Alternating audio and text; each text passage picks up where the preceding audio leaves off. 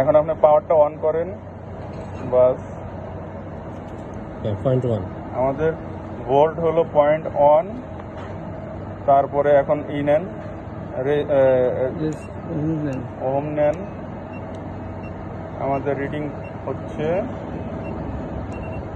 বাস আমাদের রিডিং শেষ। এখান থেকে আমরা নিচ্ছি হলো, এই হলো আমাদের